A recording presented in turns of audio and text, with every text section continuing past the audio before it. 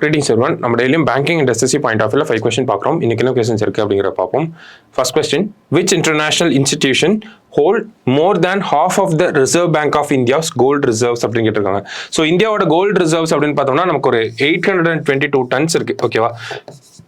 So இதில் இந்தியாவுக்குள்ளேன்னு பார்த்தோம்னா ஒரு 400 டன்ஸ் வந்துருக்கு. அதிகமாக வெளிநாடுகளில் எங்கே வச்சிருக்கோம் அப்படின்னு பார்த்தோம்னா பேங்க் ஆஃப் இங்கிலாந்து இங்கே தான் வந்து வச்சிருக்கோம். ஓகேங்களா?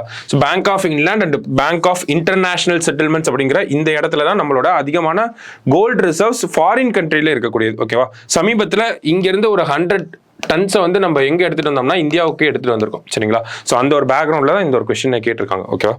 ஸோ அடுத்தது, what strategic action has the Reserve Bank of India taken to promote the internationalization of Indian rupee? So internationalization of Indian rupee அப்படிங்கிறது ஒரு முக்கியமான கான்செப்ட். ஓகேவா? ஸோ இந்த நம்ம இந்தியன் ருப்பி டாலருக்கு ஈக்குவலண்டா இன்டர்நேஷனலைஸ் ஆகுது அப்படிங்கிறப்போ நம்மளோட ட்ரேட் எல்லாமே நம்ம ருப்பீஸ்லேயே பண்ண முடியும். டாலருக்கு கன்வெர்ட் பண்ணி அதனால ஃபாரின் எக்ஸ்சேஞ்ச் ரிசர்வ்ஸை லூஸ் பண்றதுக்கு தேவையில்லாமல் இருக்கும். ஓகேங்களா? ஸோ அப்போ internationalisation of Indian rupee international லெவலில் நம்ம கரன்சி அக்செப்ட் பண்ணிக்கணும்னா அதுக்கு நிறைய விஷயங்கள் இருக்கு. அதுல ஒரு ஸ்டெப்பா என்ன பண்றாங்க அப்படின்னா opening rupee accounts outside India அப்படிங்கறத சொல்றாங்க. ஓகேவா? சோ இந்தியாவோட சிட்டிசன்ஸ் வெளிநாடுகள்ல இருப்பாங்க. சோ அவங்கள என்ன சொல்றாங்க அப்படின்னா இந்தியன் மணில, அதாவது இந்தியன் ருப்பில அக்கௌண்ட் ஓபன் பண்ணிக்கலாம் அப்படிங்கிற ஒரு விஷயத்தை ஆர்பிஐ அலோ பண்ணிருக்காங்க. சரிங்களா? இதுக்கு முன்னாடி அலோ பண்ணாம இருந்தாங்க, இப்போ அலோ பண்ணிருக்காங்க. ஓகேவா?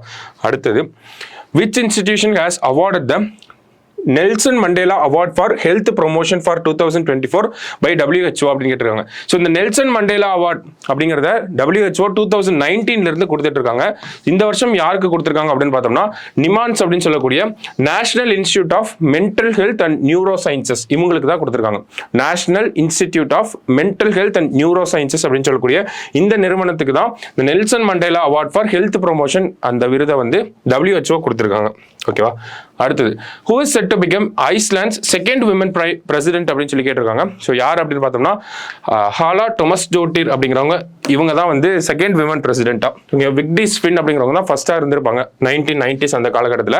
ஸோ ஹாலா டொமஸ்டோட்டிர் அப்படிங்கிறவங்க தான் second women president of Iceland. ஓகேவா? ஸோ அடுத்தது, Albert S Ruddy, the renowned film producer who recently passed away was honored with Oscars for his contribution to which movies அப்படின்னு கேட்டிருக்காங்க. ஸோ இவருக்கு எதுக்காக இந்த ஒரு ஆஸ்கர் அவார்டு கொடுத்து ஹானர் பண்ணியிருக்காங்க அப்படின்னு பார்த்தோம்னா இவருடைய கான்ட்ரிபியூஷன் ஃபார் சினிமா அப்படிங்கிறது அதிகமாக இருக்கு. குறிப்பாக பார்த்தோம்னா இந்த காட் ஃபாதர், $1 மில்லியன் பேபி இந்த மாதிரியான மூவிஸ்க்காக தான் இவருக்கு இந்த ஒரு ஹானர் அப்படிங்கிறத கொடுத்துருக்காங்க. சமீபத்தில் இறந்து போயிருப்பார். ஓகேங்களா? ஸோ அதுக்காக தான் கொடுத்துருக்காங்க. ஒரு ஹானரரியா இவருக்கு ஒரு ஆஸ்கரை வந்து கொடுத்துருக்காங்க. ஓகேவா? ஸோ இன்னைக்கு ப்ரிலிம்ஸ் பாயிண்ட் ஆஃப் வியூல ஒரு 5 கொஸ்டின் பார்த்துருக்கோம். நாளைக்கு 5 கொஸ்டின்ல மீட் பண்ணலாம். தேங்க்யூ.